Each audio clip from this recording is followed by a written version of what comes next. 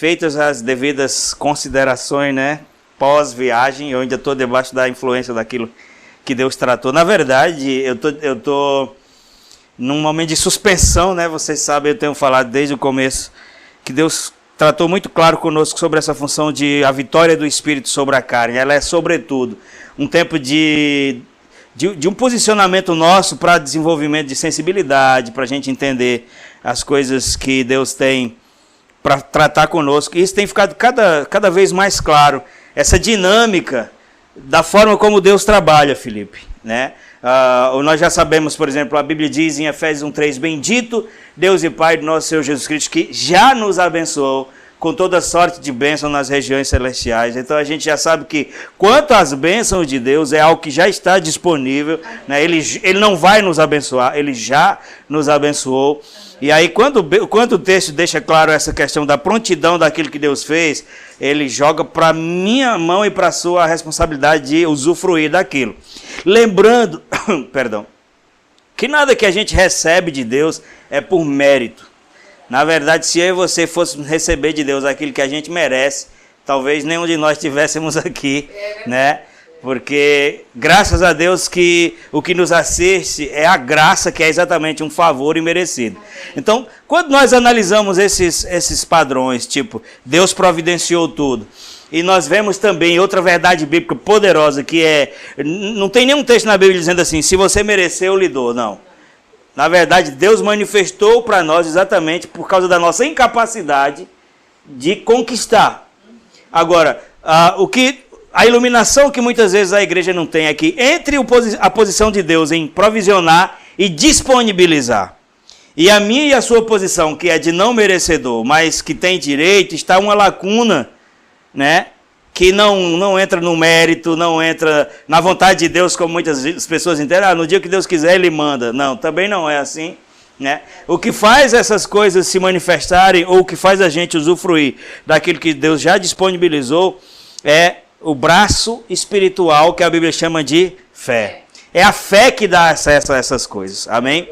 E dentro dessa dinâmica, mas Deus tem mostrado muitas coisas que, se eu e você discernirmos, elas são literalmente chave. Eu gosto dessa palavra chave, porque chave tem muitas funções, né? Chave liga, chave desliga, chave aperta, né? Abre.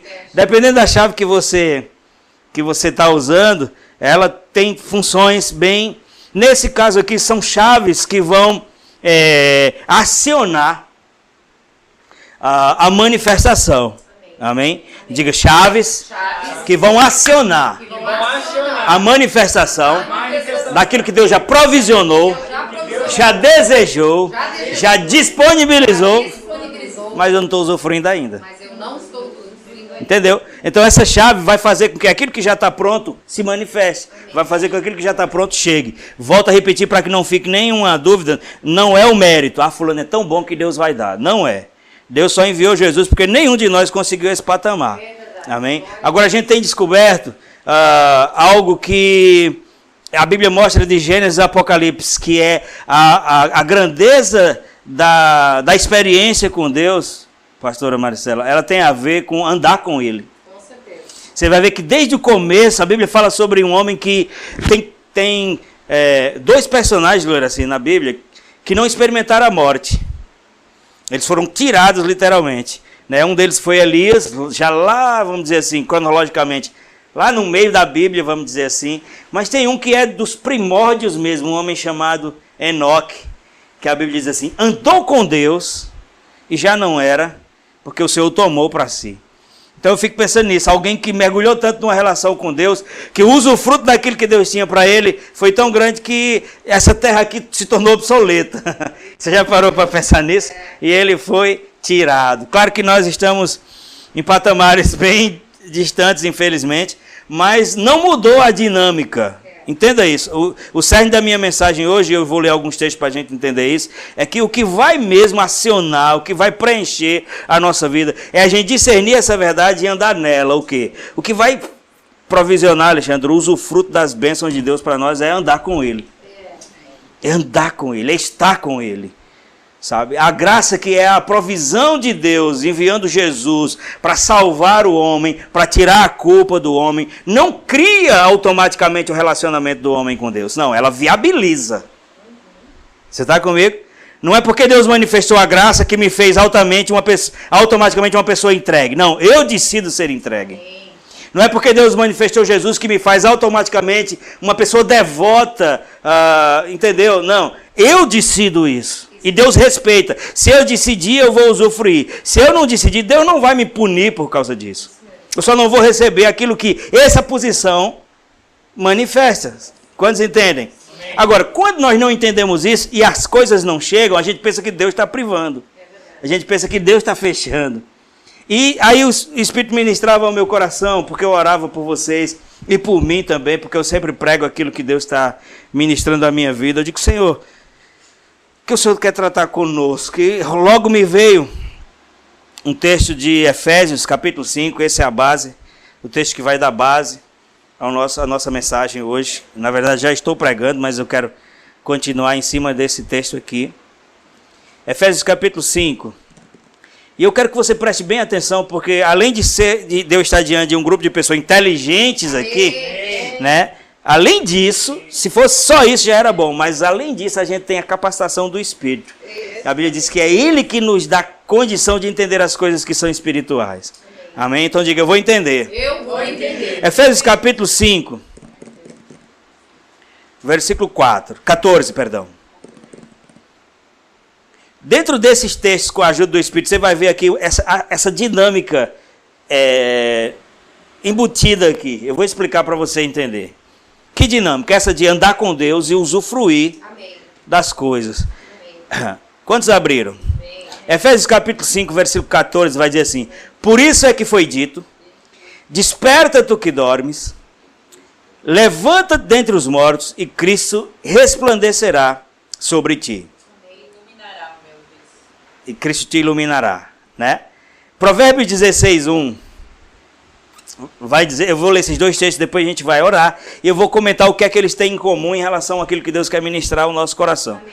Provérbios 16, 1 vai dizer assim: o coração do homem faz planos, mas a resposta certa vem dos lábios do Senhor. Aí talvez você fique pensando, o que é que um texto tem a ver com o outro? Vamos orar e alimente expectativa e você vai entender.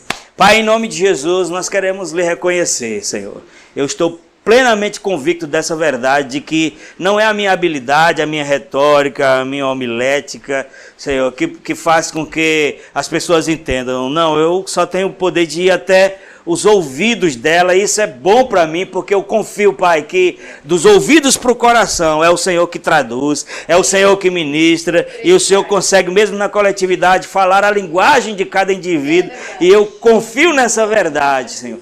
Que enquanto eu estiver falando, o Senhor vai estar ministrando de forma personalizada com cada um aqui, a ponto de cada um saber aquilo que o Senhor quer tratar. Inclusive, Pai, eu me exponho para que a profundidade dessa mensagem, o cerne dela, também alcance e ministre a minha vida nessa noite, Pai, em nome de Jesus. Amém? Amém. Glória a Deus. Amados, preste atenção nisso aqui para você entender porque eu fiz esse cabeçalho. Falando sobre o mecanismo de usufruir, que tem a ver com andar com Deus. Veja o que esses dois textos dizem. Por isso é que foi dito: desperta tu que dormes, levanta-te dentre os mortos e Cristo resplandecerá sobre ti. O outro é assim: o coração do homem faz planos, mas a resposta certa vem da boca do Senhor. O que é que esses dois textos têm em comum? Vou dizer para poder lhe ajudar. Você vai ver que ambos os textos vai fechar a frase com uma manifestação de Deus. Sim ou não? O primeiro diz, Cristo resplandecerá sobre ti, e o segundo vai dizer, mas a resposta certa vem da boca do Senhor. Então, qual é a outra coisa em comum nesse texto? A primeira é que há uma manifestação de Deus no final, sim ou não? Sim. E a outra é a lógica, é que a manifestação de Deus vem sempre depois. Diga, a manifestação de Deus vem sempre depois de uma posição nossa. Você percebe isso? Nós já temos iluminação suficiente para saber. Não tem a ver com conquistar, não tem a ver com mérito, não tem a ver com merecer, tem a ver com funcionalidade. Tem a ver com andar com Deus. Tem a ver com fazer com ele. Perceba, o texto diz, Cristo resplandecerá sobre ti. Né? Na Bíblia da Marisa vai dizer, ele vai te iluminar. Amados, eu e você precisamos de iluminação. A Bíblia diz em Provérbios 4:18, que a vereda do justo, e todos nós somos justos, não pelos nossos atos, mas porque fomos justificados. Ele diz, é como a luz da aurora que vai brilhando mais e mais e mais e mais, até o quê? Até ser dia perfeito, plena luz. Quando a Bíblia fala sobre luz, ela está falando, não é só aquela linguagem genérica de luz, paz, essas coisas que às vezes as pessoas dizem, mas não tem nem compreensão sobre o que está dizendo. Quando a Bíblia fala sobre luz, ela está falando sobre iluminação do entendimento. Ela está falando sobre a capacidade de entender as coisas, de progredir na compreensão. Porque você há de concordar comigo que ninguém progride numa matéria, num assunto, que ela não domina, que ela não entende. Você está comigo? Sim. Agora, o que eu quero mesmo que o Espírito ministre a minha vida e a sua, e foi o que eu vou dar um tema para que você entenda todo o esqueleto dessa mensagem. Me veio uma frase sobre livrar-se da passividade. Passividade. Quantos estão familiarizados com essa expressão? Eu não estou subestimando a sua inteligência não, mas eu quero só lhe dar uma definição de passividade ou de passivo para a gente entender como funciona essa engrenagem do mover de Deus. Passivo quer dizer sem iniciativa, indiferente, apático, carente de liberdade ou de livre-arbítrio. Então uma pessoa passiva não é uma pessoa pacífica. A pessoa pacífica é algo bom, é alguém que está pacificando. Se tem uma briga, ele vai fazer as pazes. Ele vai promover, né? Isso é pacífico. Mas não é sobre pacífico que eu estou falando. Por mais que a palavra pareça, eu estou falando sobre passivo. E passividade é algo, não é uma coisa inata. Você não nasce com ela, você não herda do pai, você não herda da mãe. Não. Existe uma atmosfera, amados, sempre trabalhando, né? E saiba você ou não, agora você vai ficar sabendo o que eu estou dizendo, o que nós chamamos de regiões celestiais aqui, eu não estou dizendo o firmamento, o céu lá em cima, mas essa atmosfera, mesmo você não vendo, ela está cheia de agentes das trevas, trabalhando para que o crente não chegue no seu propósito, o ímpio morra antes do tempo. Ele não tem escolha, assim, não está escolhendo, não, o diabo veio para matar, roubar e destruir. E na atmosfera está constantemente, a gente percebendo ou não, a gente vendo ou não.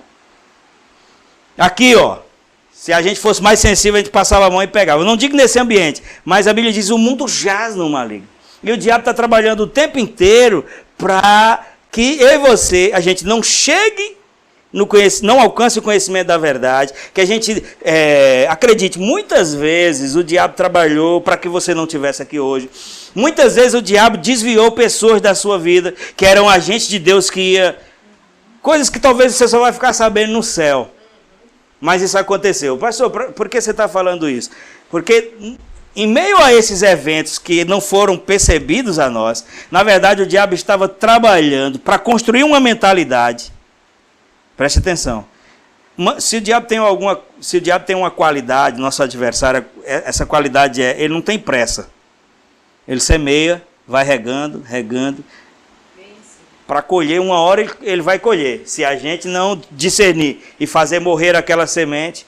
E todos nós, em níveis diferentes aqui, infelizmente já fomos vítimas disso aqui que eu estou falando. As pessoas, elas não decidem ser passivas, elas desenvolvem uma condição por meio das coisas que aconteceram. Espera aí que você vai alcançar o que eu estou lhe dizendo.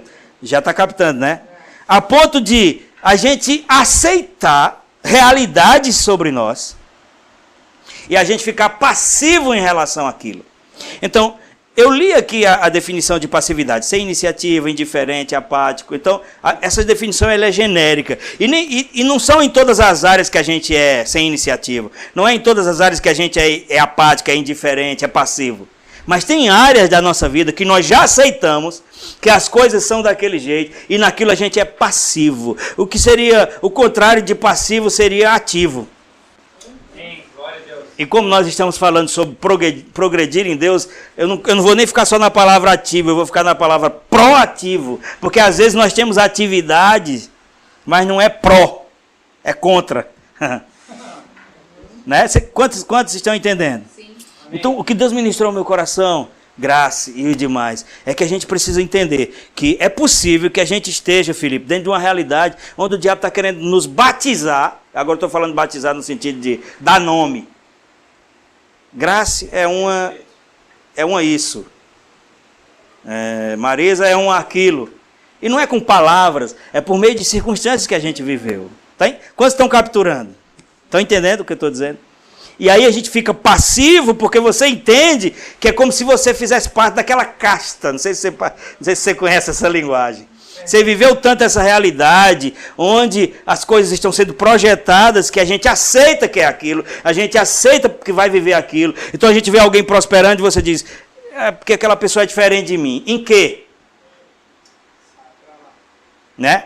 Porque, amados, embora nós tenhamos personalidades diferentes, nós nascemos em lugares diferentes, por exemplo, nós tivemos criações diferentes, quando a gente traz para cá, para o ambiente da fé, a Bíblia diz, então disse Deus, façamos o homem à nossa imagem, conforme a nossa semelhança, nós temos o mesmo molde, nós temos a mesma forma, nós viemos da mesma origem, amém. Deus é a nossa fonte, amém. Isso enriquece as coisas. Amém. Então, só em ouvir isso, a gente já começa a se sacudir por dentro e pensar, e essa forma que eu estou? Essa forma que eu assumi, ela revela esse princípio de que eu sou originado em Deus? Ou será que eu estou transmitindo uma realidade que é produto do meio, das coisas que eu decidi acreditar? É por isso, amados, que quando você vai para a revelação bíblica neotestamentária, ou seja, sobre o Novo Testamento, sobre nós, Paulo não ficou focado, eu falo sobre Paulo, porque ele foi a pessoa que escreveu 70% do Novo Testamento. Ele não ficou focado em não beba, não fuma, não faça, não vista, porque isso são rudimentos elementares de homens. Isso são regras. A gente precisa de regras, mas isso não é a essência, não. Aí sabe qual foi o cuidado que Paulo teve? Ele estava dizendo, uma vez que você teve um encontro com Deus, você precisa ter a sua mente renovada. Glória, desse jeito. Por quê? Porque uns mais do que outros, mas todos nós chegamos diante de Deus já com uma mentalidade. Você sabe definir mentalidade? O que é mentalidade? Eu vou tentar traduzir na minha linguagem, isso não é científico, mas a mentalidade de um indivíduo é a sua construção, é a construção do seu sistema de crença, não só sobre Deus, viu? Mentalidade não é só sobre Deus, não é sobre religião, é sobre tudo. É sobre tudo. E agora, Jesus veio, por exemplo, pregando 4.000 anos depois que o homem caiu, que o homem perdeu a natureza de Deus. Jesus veio pregando e dizendo, você precisa arrepender-se. Aí o conceito de arrependimento na mentalidade religiosa é assim, você fez uma coisa errada, tem que corrigir aquilo. É assim ou não? Esse é o conceito religioso de arrependimento. Agora, sabe qual é o conceito bíblico de arrependimento? Que envolve isso também. Mas isso não é a essência. Corrigir erro não é a essência do arrependimento. Não, é um resultado. A essência do arrependimento, e era o que Jesus dizia, e eu sei disso por causa do grego, a palavra é metanoia. Tem duas palavras gregas para arrependimento, metanoia e metamelomai. Metamelomai é essa, você se remorsa sobre algo e procura corrigir. Mas metanoia é, você muda a mentalidade, amém, e aí você se familiariza com essa nova realidade. Amém. Quando Jesus estava pregando, ele dizia, arrependei-vos porque é chegado a vós o reino. Logo quando eu e você ouvimos isso como religiosos evangélicos, a gente pensa, tem que olhar para tudo que você fez de errado para poder viver o reino. Mentalidade religiosa. Mentalidade bíblica sobre arrependimento é, você tem que conhecer o reino e alinhar a sua mentalidade a esse reino. Amém. Aí uma vez alinhado, claro, você vai localizar coisas e vai dizer, isso não é mais da minha natureza, preciso corrigir isso. É uma consequência. É verdade. Quantos estão acompanhando? E aí, amados, o que é que isso tem a ver com a mensagem que a gente está falando? Nós fomos moldados, infelizmente, pela escola, pelo sistema, pelas pessoas. Antigamente era subliminar, hoje é declarado. Estamos aqui para, nos ambientes da escola, a gente está aqui para doutrinar, a palavra é essa. Doutrinar, transformar pessoas em desconstrutores da família, dos valores e por aí vai. Quantos estão entendendo? Agora, quando o senhor estava falando isso comigo, ele disse, tem pessoas que estão contando os dias como se fosse só uma questão de calendário, sem reagir porque elas assumiram o rótulo, eu sou isso. Eu sou aquilo, minha vida não vai passar disso. Só que quando vê esses textos, esse texto está falando sobre a gente sair da passividade, porque ficou muito claro que a dinâmica da intervenção de Deus começa com a atitude nossa. Você pode dizer isso para você nunca mais esquecer? Diga assim, a dinâmica da manifestação de Deus começa com a atitude minha. Começa com a atitude minha. Você entende isso, amados? 1 Coríntios 3,9. 1 Coríntios 3,9 vai dizer assim, de Deus somos cooperadores. Olha que texto forte. De Deus nós somos cooperadores. Aí quando a gente vai fazer a exegese desse texto, que é o que? Trazer para fora o significado, aí, claro, a primeira análise ela é sempre natural. Quem somos nós para cooperar com Deus? Né? A primeira análise, mas é a Bíblia que diz, não fui eu. De Deus somos cooperadores.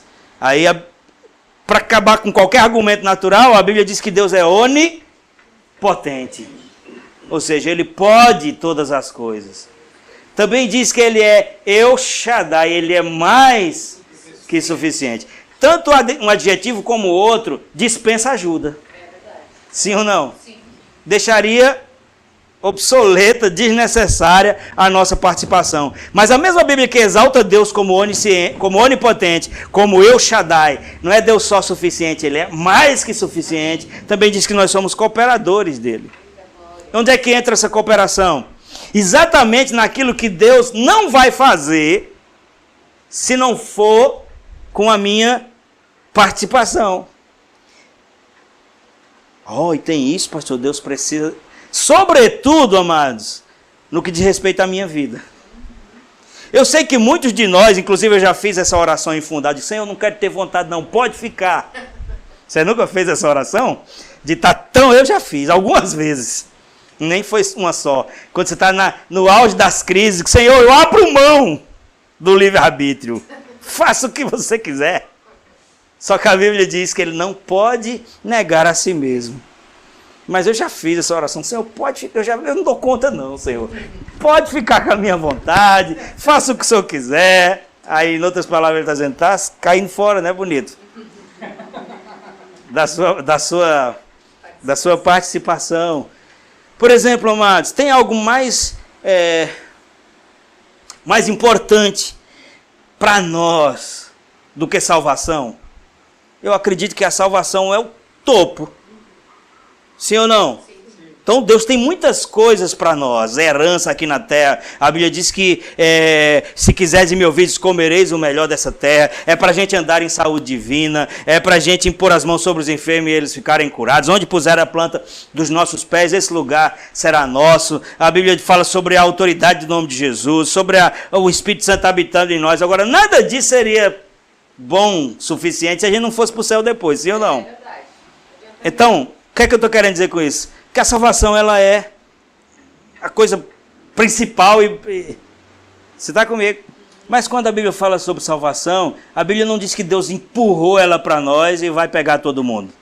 Aí entra o texto de Deus somos cooperadores, porque ele diz assim, em Apocalipse 3:20, eis que estou à porta e bato, se abrir, se é conjunção adversativa, português, se entretanto todavia, sim ou não? Sim. Eis que estou à porta e bato, se abrir, eu entro. Qual é a verdade inversa aqui? Se não abrir, não diz eu arrombo. Deus pode passar por uma parede? A Bíblia mostra que Jesus passou, já com o corpo glorificado. Então isso não é impedimento. Não é uma questão de não ter poder. É uma questão de não ter cooperação. Eis que estou à porta e bato. Se você abrir, eu entro. Deus, você não pode entrar assim? Posso, mas isso não evidenciaria a sua vontade. Isso não evidenciaria a sua entrega, o seu desejo. Então veja como esses textos são reveladores. Desperta tu que dormes, levanta dentre os mortos, Cristo resplandecerá sobre ti. Quem não quer o resplandecer de Deus sobre a sua vida? Mas o texto diz que isso é depois do meu despertar. Por que isso? Isso não é mérito, isso é a evidência da sua decisão. Isso é a evidência da sua decisão. Deus, eu quero isso. Estão comigo? Aí, nós estamos debaixo de uma atmosfera hoje, e eu desejo que o Espírito ministre as nossas vidas, porque já estou caminhando para terminar a mensagem.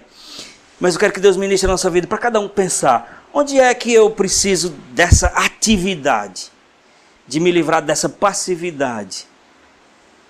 Porque, às vezes, a menos que eu seja muito diferente de você, mas eu já deixei de fazer coisas com medo de errar, ou por medo de errar. Você nunca deixou de fazer? Poxa, eu devia fazer tal coisa, e se eu errar? Isso é louvável, só que não é completamente certo. Porque se eu tentar fazer uma coisa, é possível que eu fracasse. Vou repetir. Se eu tentar fazer alguma coisa, é possível que eu fracasse. Se eu não tentar, já fracassei. Isso é passividade. Deus está esperando para se manifestar, mas a Bíblia diz que a teologia chama de antropoformismo. Que é o quê? A linguagem que manifesta a intervenção de Deus. A Bíblia diz que ele mesmo sendo onisciente, ou seja, conhecendo todas as coisas, diz que seus olhos passeiam pela terra procurando alguém que o coração seja totalmente voltado para ele, para que possa se manifestar forte para essa pessoa. O que é que isso mostra? O mesmo princípio que a gente está... É como se eu falei sobre estar suspenso. É como se a manifestação de Deus estivesse em suspensão, como a Bíblia chama no começo, que o Espírito pairava sobre a face das águas. É como se a manifestação de Deus estivesse pairando, esperando a minha posição para se manifestar. Estão entendendo ou não? Então, deixa eu só lhe mostrar algo para você entender. Ou para a gente ir entendendo, né?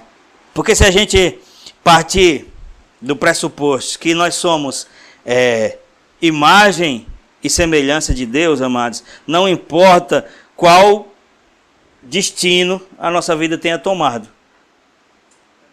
Não importa onde eu e você estamos hoje, fora, distante, convencido de alguma... Mas se eu começar a me voltar para essa realidade e começar a agir nela, a próxima coisa que vai acontecer é uma manifestação de Deus para me estabelecer naquilo.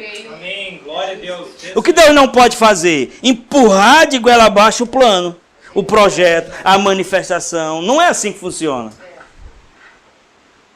Até nós gostaríamos, eu gostaria, mas não é assim que funciona. Então, deixa eu lhe mostrar na palavra que, Alexandre, o princípio bíblico mostra que o conhecimento de Deus, Graça, vai nos empurrar, vai nos impulsionar para uma ação. É verdade, desse jeito. Daniel, capítulo 11, versículo 32. Daniel? 11, 32. É só a parte B do versículo, né? Que a parte A vai falar com lisonja, não sei o que e tal. Mas a parte B, que é depois da vírgula, ele vai dizer assim: mas o povo que conhece o seu Deus se tornará forte e fará proezas. Percebe que o princípio o valor aqui do conhecimento de Deus não é algo para você guardar, não é algo para você dizer que tem. É algo que precisa promover uma reação. Quantos estão entendendo? Amém. O povo que conhece seu Deus se tornará forte e fará proezas. Amém. Então o Senhor está ministrando ao nosso coração. Sabe aquela manifestação que você está esperando? Eu também estou esperando para manifestar. E Deus está esperando o quê? Que a gente discirna que Ele quer que a gente faça algo. O texto que eu li, junto com o segundo texto das bases aqui, que foi Efésios 5,14, o outro foi Provérbios 16,3, ele diz que a resposta certa vem da boca do Senhor. Sim ou não? Sim. Mas antes ele disse que o homem faz planos. É verdade. Ah, Deus, eu queria tanto que o Senhor manifestasse uma resposta. Em cima de que você não apresentou nenhum plano? Nem para ele dizer sim ou não. É verdade. Isso é passividade. Passividade. Isso é passividade. Você quer que eu lhe mostre uma realidade aqui de alguém que ficou tão moldado, porque a circunstância tem esse poder, amados. Por isso que Paulo diz em 2 Coríntios 4,16, ele vai dizer que se a gente atentar para as coisas naturais, a gente vai desanimar.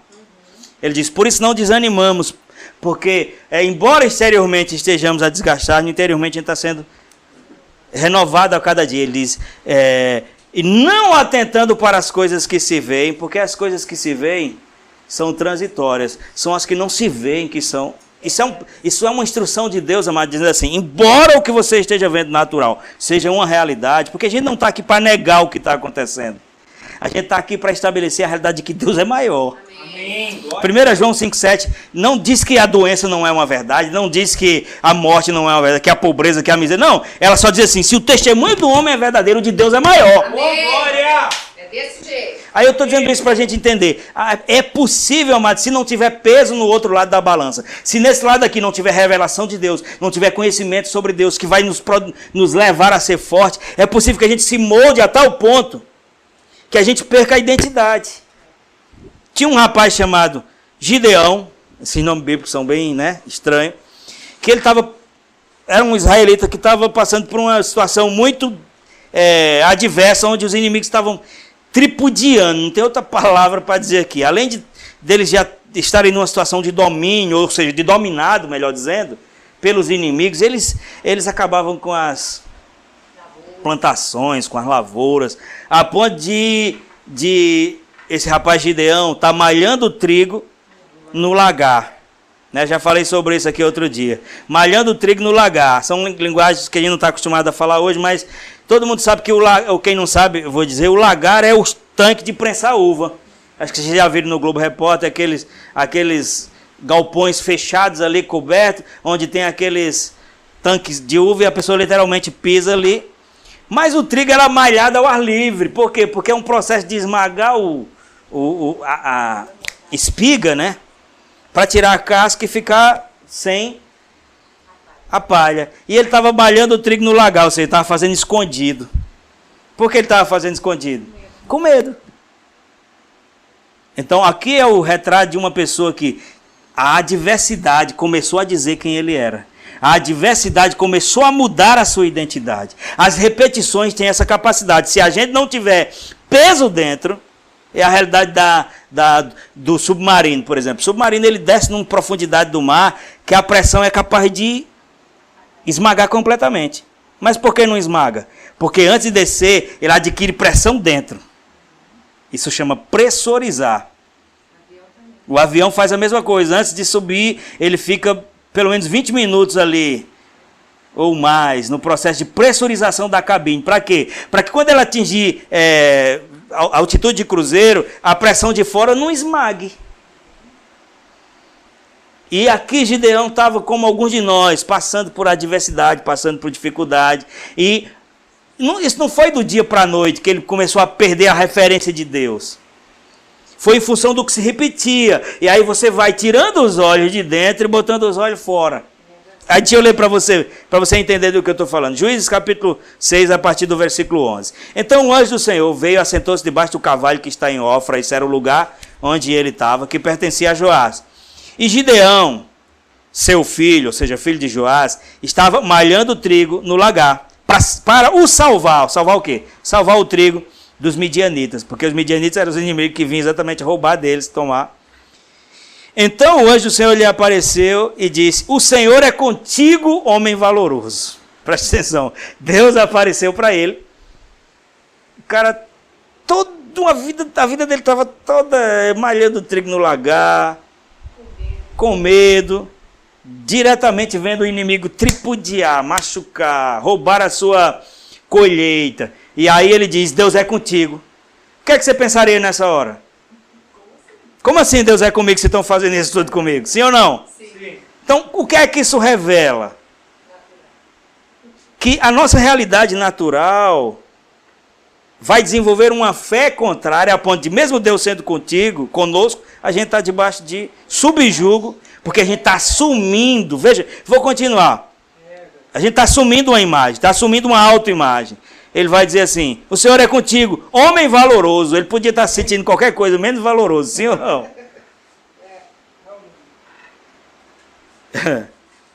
Mas Gideão respondeu: ai, meu Senhor, se o Senhor é conosco, por que tudo isso nos sobreveio? Percebe que é o mesmo argumento que eu falei? Se o Senhor é conosco, então preste atenção nessa verdade aqui também. Não é porque você está passando por um momento difícil que Deus não tá com você. E o que mostra é que não é o fato de Deus estar comigo que eu estou usufruindo. Não, é isso que a gente precisa entender. Deus está, as coisas estão disponíveis. Agora, como eu estou em relação àquilo? Lembra que o texto diz: desperta que ele responderá. Lembra que o texto diz: planeje para que a resposta venha. Então, é a nossa proatividade que vai abrir os nossos olhos para a manifestação. Olhe mais. Mas Gideão lhe respondeu: ah, meu Senhor, se o Senhor é conosco, por que nos sobreveio todas essas coisas? E o que é feito das tuas maravilhas? Aí ele começou a lançar mão das coisas que estavam escritas ali, que Deus já tinha livrado o povo do Egito. Ó. O que é feito das tuas maravilhas? Deixa eu me encontrar aqui. Que nossos pais contaram, dizendo: não foi o Senhor que nos fez subir do Egito, porém agora o Senhor nos desamparou. Eu pergunto: Deus desamparou eles? Não. Mas eles estavam vivendo como alguém desamparado. Quantas vezes eu e você já vivemos como pessoas desamparadas? Nós vivemos e sofremos e sentimos. E se alguém dissesse: você não está desamparado, a gente dizer: quem está mentindo é você, porque eu sinto desamparado, eu vejo que eu estou desamparado, mas estava desamparado? Não, porque não é o que está acontecendo que vai trazer a manifestação. É como eu lido com aquilo por fé. Glória! Desse jeito. Amém, Senhor. Amém. Porque o Senhor nos desamparou, mas Deus abriu a conversa dele contigo. Então não tinha desamparo aqui, mas tinha uma leitura natural. Aí o que Paulo diz: não atentando para as coisas que se veem. O que era que esse cara estava vendo? Talvez o que é que eu e você está vendo? Uma realidade onde um filho é impossível de ser curado, ou de voltar para Jesus, ou um familiar, ou você mesmo. Essas são as leituras naturais. O que é feito das suas maravilhas que os nossos pais contaram? Não foi o Senhor que nos tirou do Egito, porém agora nos desamparou e nos deu nas mãos dos midianitas. Então o Senhor olhou para ele e disse: vai nessa tua força. Olha a revelação aqui, irmão. Não, e outra, qual é a mensagem que a gente está dizendo? Desperta e ele responderá. Faça planos e ele vai dar a resposta. O que ele estava dizendo, a sua atitude vai trazer inevitavelmente, indubitavelmente, convictamente uma manifestação de Deus. Amém. Glória a Deus. Aí, é para eu e você estar colocando nosso coração já de molho diante do Senhor. Diz: pai, o que é que o Senhor está querendo que eu... Lembre que não tem nada a ver com troca, não tem nada a ver com merecer, tem a ver com cooperar. Quando Jesus terminou o ministério aqui, ele disse: é necessário que eu vá. Se fosse eu, irmão, que tivesse 3 anos e meio vendo Jesus curar cego, aleijado, multiplicar 5 pão para 5.000 pessoas comer, ainda sobrar 12 cestas, ele dissesse: estou indo. Rapaz, não vá não. Fique com nós. Mas ele disse: é necessário que eu vá. Porque se eu não for, ele não virá. Que era o Espírito Santo que viria. Ele disse: vocês pensam que eu vou deixar vocês órfãos? Não, eu vou enviar um ajudador. E o que muitos de nós não entendemos é que a palavra grega para ajudador é paracleto, que literalmente quer dizer alguém que divide a carga. Obrigado, Espírito Santo. Só que a revelação da ação de Deus através do Espírito na nossa vida, Loiraci, não é assim, ó: Deus vai fazer por você, Deus vai fazer no seu lugar. Não, a revelação é: Deus vai fazer com você. Ajudador é aquele que pega junto. É como se eu chamasse o Felipe e dissesse: Felipe, me ajude com esse púlpito. E na hora que ele chegasse eu desse as costas e dissesse: leva ali. Então isso era o quê? Isso era ele fazer por mim. Ele pode fazer isso? Claro que pode. O que eu estou enfatizando aqui não é se existe poder ou não para isso. Eu estou enfatizando o princípio. Eu não estou dizendo que Deus não pode fazer sozinho. Eu estou dizendo que o princípio é fazer junto. Amém. Amém. Glória a Deus. Desse jeito. Paracleto é aquele que divide a carga, é o que pega do outro lado. Porque eu preciso, porque isso evidencia a nossa iniciativa. Porque se Deus fizesse sem a sua iniciativa, era manipulação. E manipulação é feitiçaria. E Deus condena essas coisas. Então Deus não age naquilo que Ele condena. Amados, olha que interessante.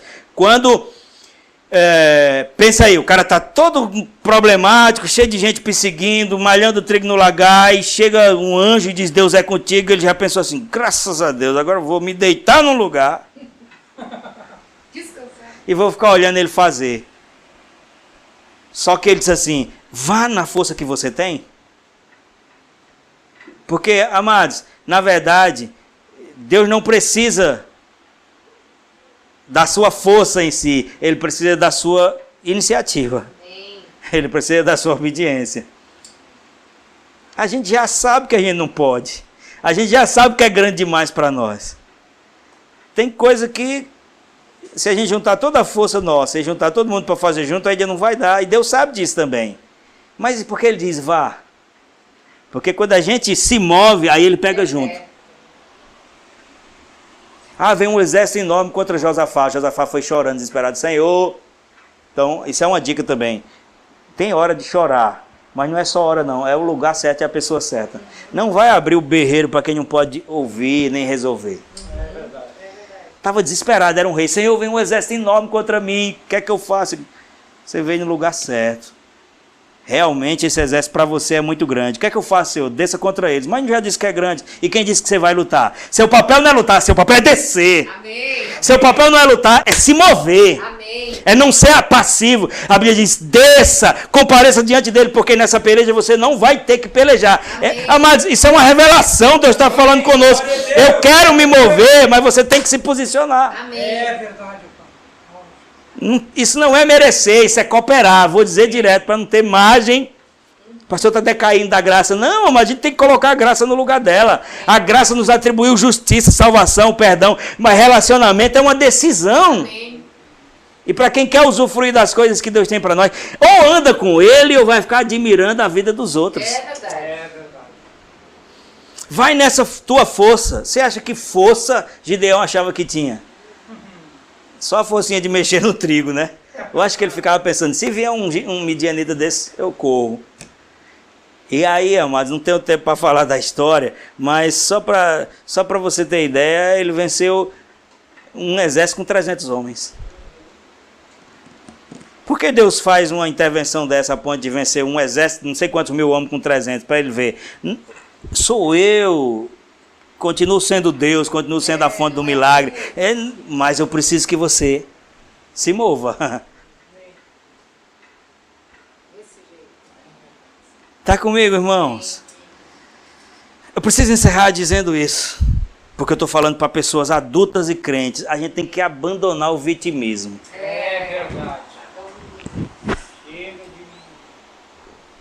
Vitimismo foi uma miséria que o diabo inventou para a gente ficar sozinho lambendo as próprias feridas. É nojento esse ditado, mas é isso mesmo que eu quero dizer. Ouvido, azar ao céu, ninguém me ama, eu faço tudo para todo mundo, ninguém faz para mim. Isso é o pior engano. E aí quando a gente consegue se fechar nessa bolha do eu, irmão, era o que estava quase acontecendo com Gideão aqui. Praticamente convencido de que nunca eles iam sair daquele quadro de escravidão, aí Deus disse, você precisa ir com a força que você tem. Mas, Senhor, por que se essa força não é suficiente? Aí se fosse, estou parafraseando Deus, é como se ele dissesse assim, e eu disse que você vai vencer com a sua força. Não, você vai começar com a sua força. Você vai, porque na maioria das gente diz assim, né? Estou olhando para a Graça ali, a maioria da gente diz, não estou pronto não.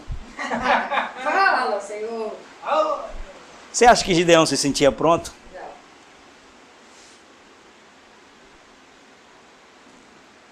Quem disse que Deus está esperando que a gente fique pronto?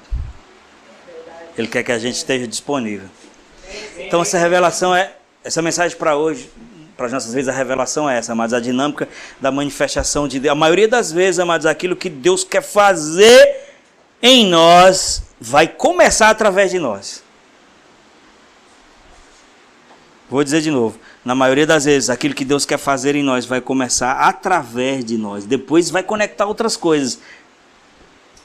Mas por quê? Porque isso reverbera uma mensagem no reino do Espírito, dizendo, eu quero isso. Eu estou decidindo isso. Eu estou dando a Deus o que Ele precisa. O que é que Deus precisa, se é que eu posso, me permita essa linguagem? Deus precisa de alguma coisa? Nesse caso, sim, Ele precisa que a gente coopere. Ele precisa que a gente concorde. Ele precisa que a gente abra a porta. Eis que estou à porta e bato. Se abrir, eu entro. Se não abrir, eu vou continuar batendo.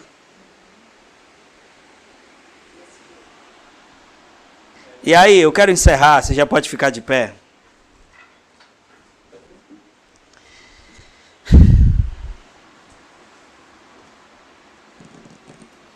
Com o texto de Jeremias. Eu vou ler ele em duas versões aqui. Jeremias capítulo 29, versículo 11. Na NVI, que é a que eu mais uso, ela vai dizer assim: porque eu, isso é Deus falando, Ele diz, porque eu é que conheço os planos que tenho para vocês, diz o Senhor. Então diga assim, mesmo que eu não conheça, Mesmo que eu não conheça. Deus tem planos para mim. Deus tem planos para mim. E aí, amados, quando a gente pensa, ai, Deus tem planos para mim, né? Se você for uma pessoa que já está se permitindo se batizar, ser definido pelas circunstâncias, você pode pensar, esse plano pode ser um plano ruim, esse plano pode ser morrer de uma doença grave, esse plano pode ser tomar um chifre, pode... né? Se você está tendencioso. Só que glória a Deus, amados, que o texto não para por aqui. Ele diz assim, são planos de paz e não de mal. Desse jeito, obrigado, Pai. Na outra versão diz, são planos de fazer prosperar e não de lhe causar danos. Plano de dar-lhe esperança e um bom futuro. Então assim, já apague toda e qualquer ideia do diabo que daqui para frente Deus tem coisa ruim para você, que não tem. É Ele que diz que não. Amém. Na outra versão, que é na Almeida, revista e atualizada, ele vai dizer assim, eu sou que sei os pensamentos que tenho a vosso respeito, diz o Senhor, são pensamentos de paz e não de mal, para lhe dar o futuro que você deseja. Amém. Glória a Deus. Aí, irmão, o que é que você está desejando? Não, eu estou aqui na unção de Zeca Pagodinho, deixa a vida me levar, sai dessa, irmão. Porque se você não planeja, alguém vai planejar por você. Se você não for proativo, você vai viver o plano de outra pessoa. Isso já é alguma coisa, mas não é a vontade perfeita de Deus. É verdade. Deus nos chamou com digitais únicas, diferentes. Por quê? Porque Deus não criou você. Deus não criou você para um plano. Ou melhor, Deus não criou um plano para você. Ele criou você para um plano. Primeiro, ele pode acreditar. Primeiro ele desenhou a sua história, depois é Baricela que vai cumprir. É verdade. Por isso que algumas vezes os personagens bíblicos vão dizer, desde o ventre da minha mãe me chamou para isso, para aquilo e por aí vai. Então ele diz, eu sei que pensamentos têm a vosso respeito, diz o Senhor, são pensamentos de paz e não de mal, para dar o fim que você deseja. Lembra que Deus falou conosco no começo do ano sobre o ano da vitória do Espírito sobre a carne e também disse que a fé era a convicção daquilo que esperamos. A gente já está em março, quase terminando. O que é que a gente está esperando? E agora o texto diz, para dar o fim que você deseja. Se nós não tivermos um foco daquilo que a gente quer em Deus, amados, tem muita coisa trabalhando no sentido da gente não tocar naquilo. Enquanto a gente é passivo, diplomático, o diabo não quer nem saber. É verdade. Sabe, Deus respeita a sua vontade. Sabia que o diabo não? Por isso que nós precisamos estar mergulhados na palavra. Porque se você disser não para Deus, ele vai aceitar. Se você disser não ao diabo, ele vai tentar lhe convencer de dizer sim. É verdade. Deus tem planos de paz. Oh, glória. Não importa se tem R$1 na conta ou 1 milhão.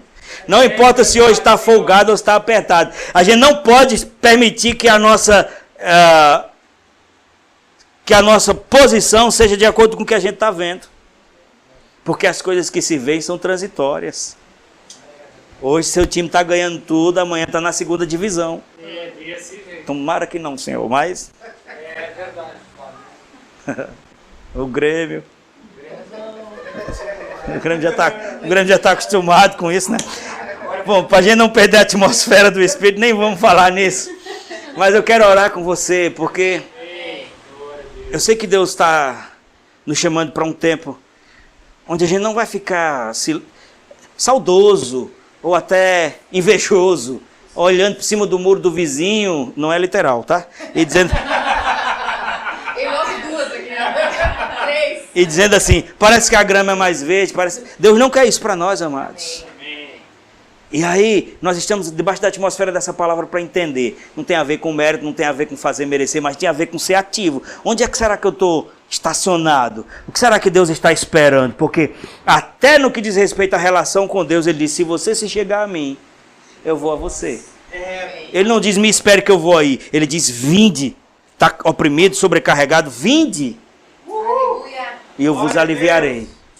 Amém, Senhor. Obrigado, meu Deus. Obrigado. Eu dou graças a Deus porque a revelação da graça chegou. Nós saímos daquela agonia de tentar conquistar coisas e agora Deus está iluminando para dizer, esse lugar é um lugar que eu quero que você queira. Amém. Eu Glória a quero. Deus. E é nesse lugar Eu quero. onde as manifestações acontecem, onde a cura se manifesta, onde o testemunho se manifesta, é andar com Deus. Então a gente tem que amanhecer sabendo, Deus, o Senhor não está me pedindo nada, mas o que eu posso fazer Amém. para que o seu poder me encontre?